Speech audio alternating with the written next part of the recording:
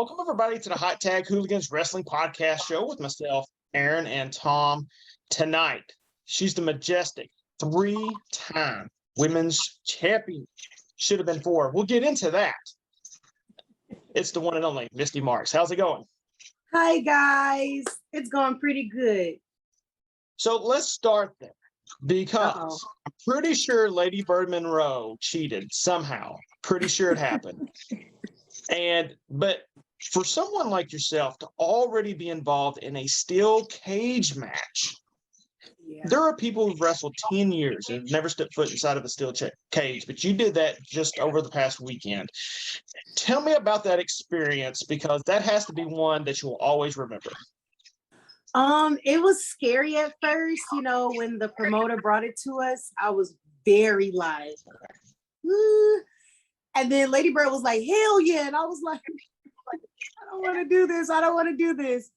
But as time got closer, I started doing research on matches and stuff like that. And man, that cage is unforgiving. It was so much fun though. I can say that Lady Bird is a great competitor, but I was just so scared and shaken up by the whole thing. But I conquered the cage, and that's all I can say about it. I conquered the cage. Now, going into that, did you think that this early in your career, though, that would be a match that you would already be going toward? Or did you think that women perhaps never get a chance to be in a cage?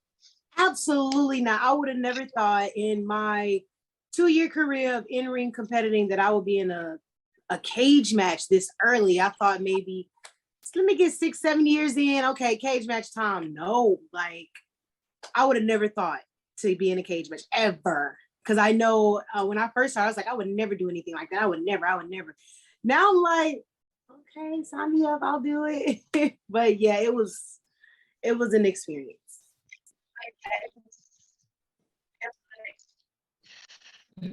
When you got the news that you were going to be in this match, did the wheels start spinning? Like, well, here's what I need to do to win this. What do I need to watch video on some other cage matches? What was your mindset? Initially, my mindset, I don't want to do this. I don't want to do this. I don't want to, you could just have the championship. I'm okay. I don't want to do this. But as time went on, I was like, this is a great experience for, women's wrestling. Everyone was saying, do you know there hasn't been a cage match in years at this caliber in Texas? And I'm like, oh, I didn't know that. People were coming to me saying that. And I was like, okay. So not saying that I didn't take it seriously at first, but I took it a little more in depth. And so I started doing research about things. I started thinking what I can do. How can I use the cage to my advantage? I even talked to my coaches at one point. And I think what we came up with was pretty badass. Yeah, I've seen some of the clips of it on your Instagram, and it looks like the transitions were very crisp. The stuff that you all were doing in that match were very well done. But the bad part is it's still on a platform that a lot of people are going to find hard to go out and find. Yeah. So hopefully everyone's able to do that as time goes on, because people are really good about starting to put stuff on the internet, because I'm really interested in checking that fully out. Well, I have the match fully. I'm just posting them in clips just to get a little buzz around it. Sooner or later, I'll release it on YouTube. But right now, I'm just doing a little bit at a time on my stories and my page. Yep, and we're pretty sure again that Lady Bird cheated. So we'll let you slide this time, Lady Bird. Okay, we'll let you slide with that one. But you mentioned something there. Steel cage matches are still something that a lot of promotions don't allow women to do. Even the WWE over the last few years just finally let women be involved in the Money in the Bank briefcase type matches as well. And you were somebody who was featured in my book, Ascending to Queendom. And for anyone who hasn't got that, Mystii Story's phenomenal. I absolutely love her for allowing me to take a look at her story and her journey in pro wrestling. But you mentioned to me in that book, watching someone like Sasha Banks and Bianca Belair main event a WrestleMania had you almost in tears, made you feel like it was such a proud moment, not only for yourself, but for other women in the business. And when you look at having cage matches now as well, what's the next step? What do we need to do? I don't know. Like, I feel like I'm still very young in my career, so a lot of things are just coming to me. Like opportunities that I never thought I'd get so early in my career, like the book. I would have never thought I'd be in a book this early in my career. I would never thought I'd be in a cage match. I was in a no DQ match with Vicky V. Shout out to Vicky V. Last year in my career. So I'm just ready for anything. I know I've put it out in the universe multiple times that, I'm just waiting for the doors of opportunity to open up to me. And if it knocks on my door and I see a chance for me to exceed my career at such a young age and such a young time in my career, I'm open to all of that. So I guess I don't know what's next for me. I guess I'm gonna just keep collecting more championships. I didn't get that one, but maybe I'll find my way back into Lady Bird and we'll go back at it for the title. Maybe it'll be for something else, a different type of match. But I guess I'll keep collecting belts in other ways and other promotions right now.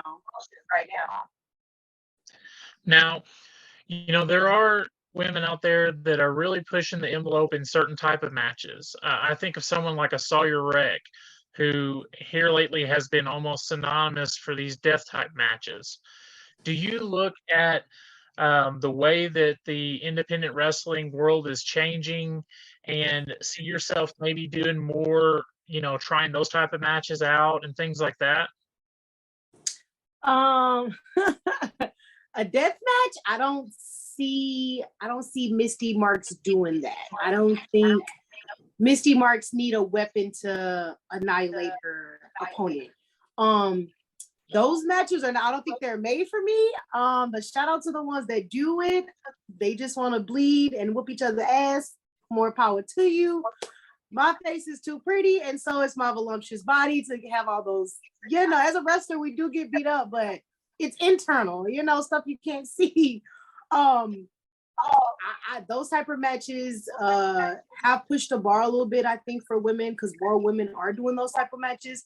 I think it's a great thing to show how much wisdom, how much stamina, and how much strength we have as far as our bodies goes, outside of giving birth. But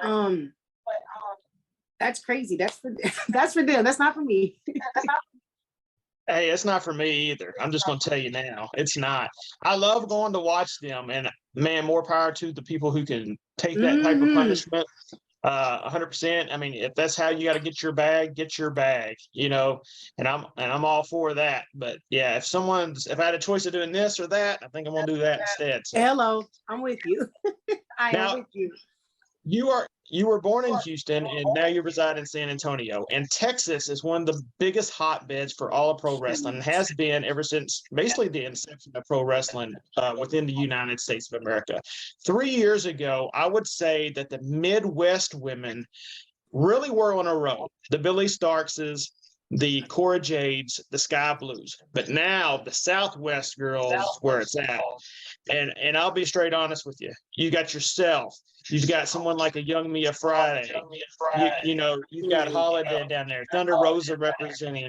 Jazz all right there. Tell me about that Southwest girls.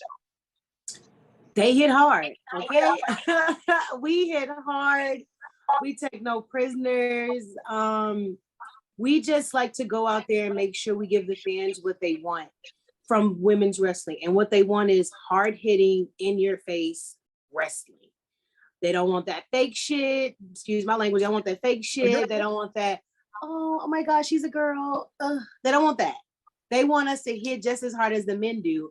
And with these girls that I'm finally coming face with, like the Mia Fridays, like the Killer Kates and the MJ Santanas, they are all hard hitters. And I'm just happy that, my list of women to wrestle is getting smaller and smaller, because at some point I want to wrestle every woman in this division, every woman in Texas, every woman every woman that is a wrestler. I want to be able to put my hand on every single woman before my career is set. So that being said, you got somebody on your list for the very near future?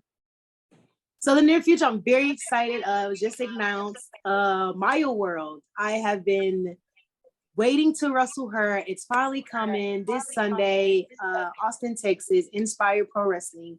I'm very excited to be wrestling her. So she's been on my list for a while. I recently got to wrestle Killer K at DFW. That was an experience. She's been on my list for a while too. I feel like the more I put it out there who I want to wrestle, the more it's coming to me. So I'm just gonna keep talking about it. Who else? I don't know who else I'm gonna step up to, but I know Maya Rose on my list, and bam, I got her. And you mentioned to me that, previously that you're trying to get your wrestling license in every state. You want to go to every state before it's all said and done. Yeah. Is there a state right now, though, that you're really wanting to get to sooner than later? I want to get up to OVW. I believe that's in Memphis.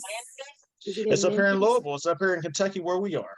Kentucky, yes, Kentucky. I want to get there. That's been on my list for a while. My BFF is there, Tiffany Nieves. So that's one place that I'm really looking forward to going to. So we'll see what happens in the future. Al Snow quit slacking. Get Mystii Marks to Louisville right now. Hopefully watches this. We've had quite a few OVW talents on the show, so hopefully I'm gonna tag them in this so we can get you up there. Yes, get me up there. I'm excited to go there. So one thing I like to talk about with guests is about the road trips when they're traveling from town to town. What are you listening to on the radio? Oh, okay. So look, okay. So it depends on the day. Like I'm a podcast girl, not like a lot of podcasts. I have my specific ones. I listen to the Steve Harvey Morning Show. I listen to that on the podcast. And I also listen to Miss Pat. Those two are my go-to podcasts when I just don't want to listen to music. I'll listen to them back to back. Like right now, I'm way behind on both of them because I've been so into my music and watching my TV shows. So those are my go-to podcasts in any kind of music. I listen to R&B, rap, country, jazz. I have a whole playlist set up for all those type of situations that I want to be in while I'm on the road. Yeah, this past week, we've done a lot of traveling for a shoot job. Like I said, 2 hours one way commute. So I've been trying to listen to more podcasts because I get tired of listening to the same songs on the radio sometimes. So I've been diving deep into some of these true crime podcasts. Is that something that kind of interests you as well? No, I don't like true crime. My boyfriend's into it though. It doesn't interest me. I think it's creepy. That's what I think. I think it's so creepy. I can't watch. Yeah, I can't listen to that or watch it. Either one. Yeah, I was telling Tom today that it was kind of weird that they would tell a story about perhaps this guy who was a ladies' man and he got murdered. And I'm trying to visualize this man in my head. And then, of course, after the podcast, I looked him up, and it was like someone I would never in my life picture this person to be. Like, I'm like, I thought they said he was a ladies' man. And, he's 110 pounds soaking wet, and it's different though. It's different. I'm sorry. Go ahead.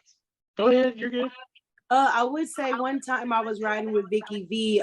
We carpooled together before she, expecting her second baby. She will listen to this true crime podcast whenever we drive. The rule in the car is if you're driving, you get to pick what you want to listen to because it's to your comfortability and you have to drive. So she was listening to a true crime podcast while I was trying to sleep, and I'm waking up and they're talking about this woman who apparently murdered her children and her husband. And I was like, I ain't gonna lie, I was interested. I was so interested. I was like, oh my God, what? And then me and her was talking about it. So it was very interesting, but I don't think I'll do it on my own. I got to be in the car with somebody. It's just creepy. I was reading an article earlier today. It's funny that this came up because it said if you are somebody who are very into the true crime like shows and podcasts and stuff, you could be a sociopath. And I thought that was very interesting. Like people who can't get enough of them, there could be something wrong with them. Well, there you go. He's crazy. Listen, I'm just bored. 2 hours, it gets kind of boring seeing the same road landmarks and stuff like that. It needs something to pass the time a little bit. But you don't listen to any wrestling podcasts? I do listen to some wrestling podcasts in the morning on the way up. A lot of time, Busted Open is on. So Yes. I'll listen to Busted Open sometimes. And then I do listen to Talk is Jericho sometimes as well. And then I also listen to Dave Chappelle sometimes. He has a comedy special on there every once in a while. But I find it hard. I don't need to be laughing a lot when I'm driving, because then I forget I'm driving sometimes. So it's not good. Well, for me, that's the best part. Like the two podcasts I just named, like they have me laughing so hard that I forget I'm driving. I like that feeling. Because driving I hate driving. Oh, I hate it. So just to be in a different world for a second while I'm laughing, I like it. It helps me. Tom goes down the Joe Rogan podcast quite a bit. He listens to that quite a bit, which is a lot of different guests, of all genres of people and different types of story, from aliens to just comedians to stuff like that. So it's crazy. I found out about Joe Rogan by listening to Miss Pat's show, because one of his co-hosts is her co-host. And I was like, I need to maybe get into Joe Rogan, but I'm so behind on my other two podcasts. I'm like, I'll wait. Because I like to start from the beginning. Like I like to listen to the very first podcast and go through every single one. Well, Yeah. you'll never get caught up on Joe Rogan's if you try to do that, because I think this last episode was 2009. It's been that many episodes. That's what you think. But I did the same thing with the Steve Harvey Morning Show, and theirs was from 2005, and I caught up. Well, Wow. These are also 3 hours long too. Oh, hell no. The Steve Harvey Morning Show is like it's really great. Like an hour and 15. You talk about a 3-hour podcast? Yes. Wow. But you know what's great about it is they talk about certain topics that you can't necessarily articulate and get what you need to get out of it in 25 minutes. And they talk about some things that I'm not even smart enough to understand. And I just leave the podcast thinking, I may have just wasted 3 hours, because I will never be able to use any of that information. And then other times there's comedians and it's nonstop, just nonsensical, just laughter and silliness the whole time. Okay. But then there's the topics they talk about aliens a lot. They talk about all these UFOs that people keep talking about, that people are seeing in the Navy and all this stuff, congressional hearings. Oh, I just saw one recently. Yes.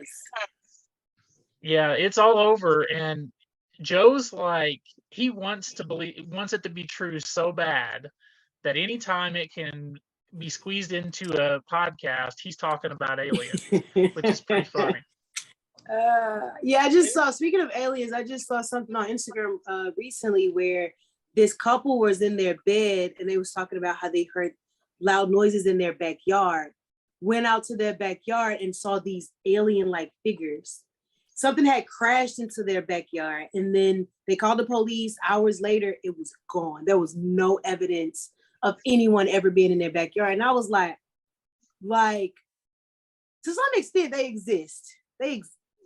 Small percentage. There's definitely something going on, and I think that's what makes it intriguing for people to listen to. I agree.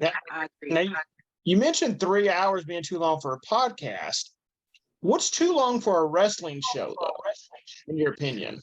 3 hours, about the same amount of time. Well, over 3 hours, because I'll watch WWE and be like, oh, I want another match. And their shows is about 3.5 hours. I feel like for that, yeah, 3.5 hours, that's way too long. Now, what are your thoughts? Because we've got some different opinions on this. Do you like the 2-night WrestleMania, or do you think it should be 1 night?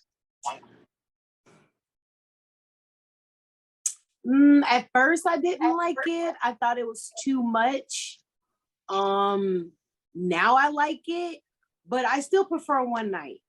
I feel like it takes away from that excitement. Now I have to go back 2 days. Like, it's bittersweet. I like it for different reasons, but I will prefer the 1 day. Yes, the 1 day would do for me. And on Sunday, not on Saturday, on Sunday. Yeah, they're both good shows.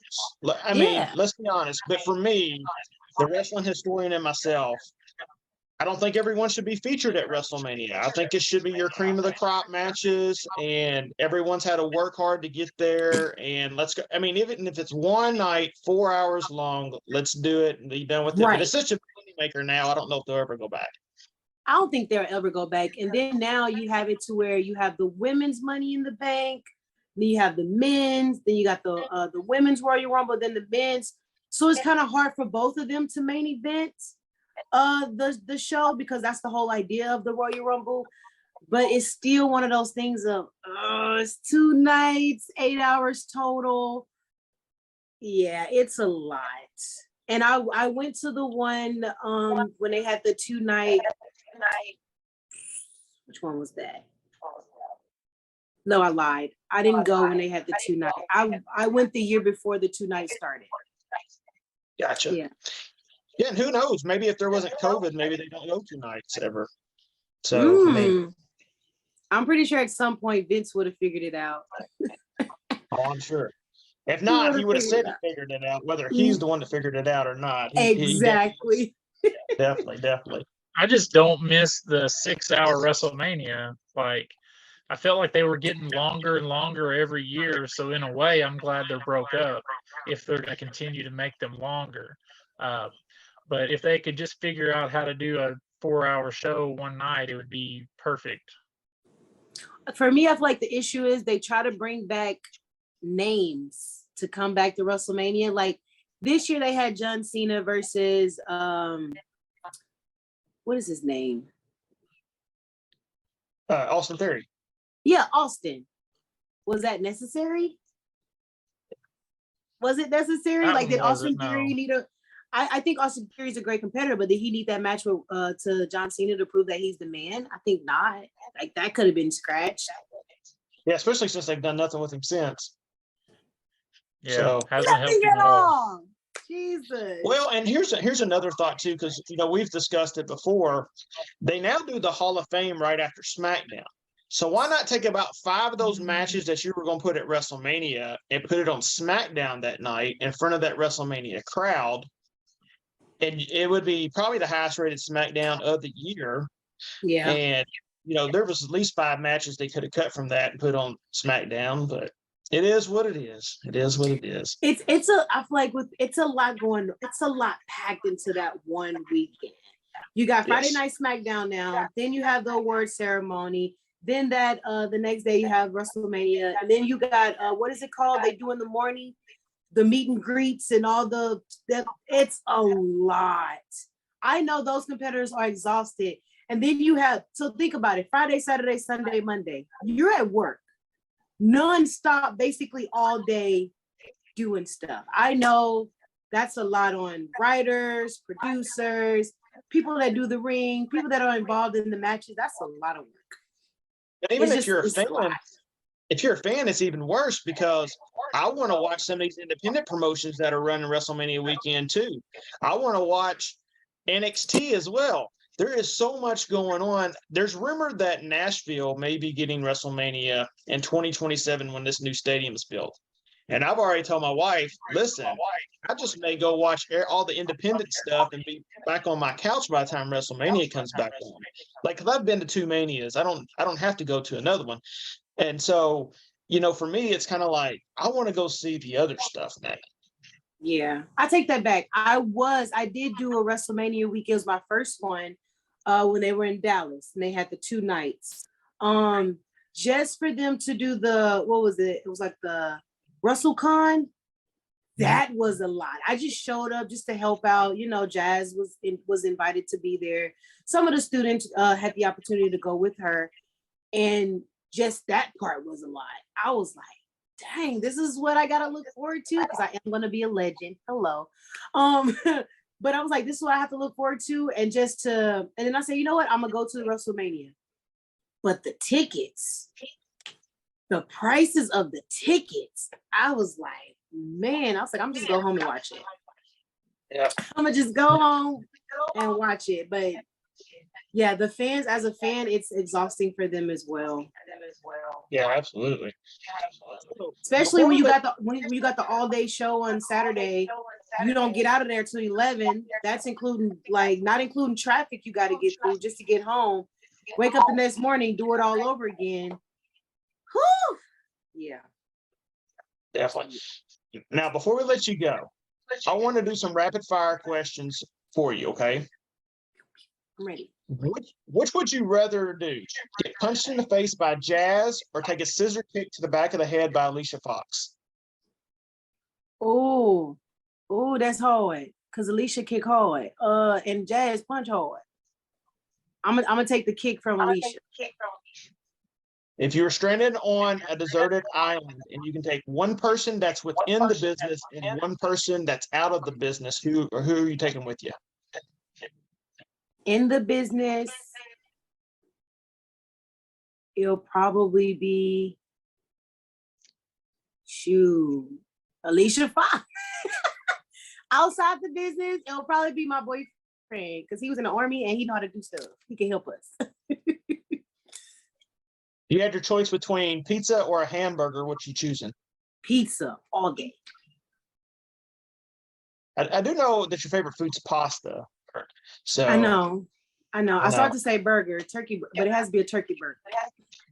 Turkey burgers are good. I like turkey burgers. They're delicious. Yes, people need to give them more of a chance. All you gotta do is season it, season it up like you would a regular burger, just as good. So, and I don't eat pork or beef, so a turkey burger is delicious. Outside of putting yourself in a main event at a WrestleMania, what is a match that you would like to see?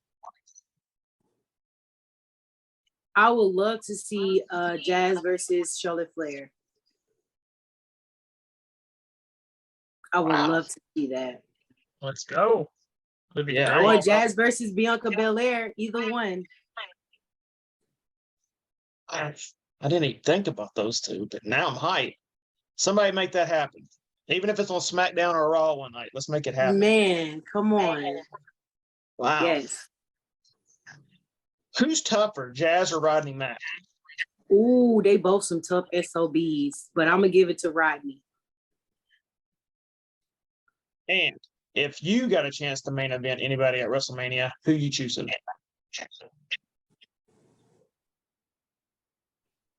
If he was a woman, I think we have a great match. Me versus Randy Orton.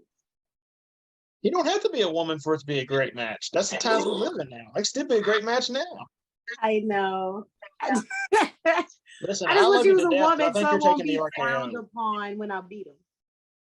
He's definitely giving you the RKO. Though. I love you to death, but I think Randy, he'll cheat. He'll definitely cheat more than you will. He definitely is gonna cheat. He definitely is. That's what's gonna make it amazing.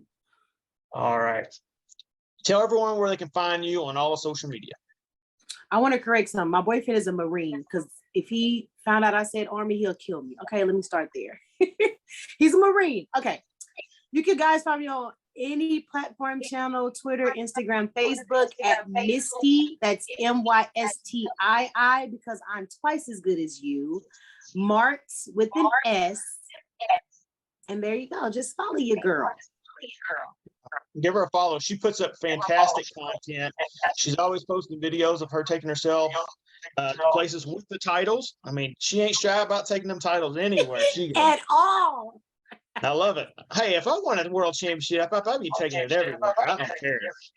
Yeah, I did another podcast and the guy was like, man, the stories you be doing with your championships. I was like, ain't everybody doing that? Like, because I know a few women that's in the business that have 3 championships. And I don't see none of that. So I guess not. I'm sure Roman Reigns takes all his belts everywhere. Well, if he do, he don't post about it. Yeah, he definitely don't post like you all do. So, well, Mystii, thank you so much for joining us. We greatly appreciate it. Thanks, you guys. For everyone else out there, make sure you're doing what you need to do so you can go watch Mystii kick some ass everywhere that she's at. She's also got an amazing show for Mission Pro on August the 12th coming up as well. And so she's going to be kicking ass there as well. Who knows? Maybe she'll have her 4th title or 5th by then. For myself and Tom, we want to thank everyone for always subscribing to our podcast. We greatly appreciate it. And if you have not done so yet, make sure you pick up a copy of Ascending to Queendom, available hardcover, paperback, ebook. And again, I want to thank Busted Open for having me on the show with Thunder Rosa, who's a fantastic advocate for women's pro wrestling. And I think this book is really starting to touch a lot of people.